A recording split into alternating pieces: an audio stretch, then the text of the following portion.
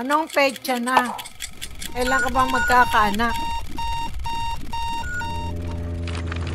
Wala na sa kalendaryo ang edad mo. Wala ka pa ring asawa. Tignan mo nga yung edad mo. Wala ka pa ring balak magpakasal.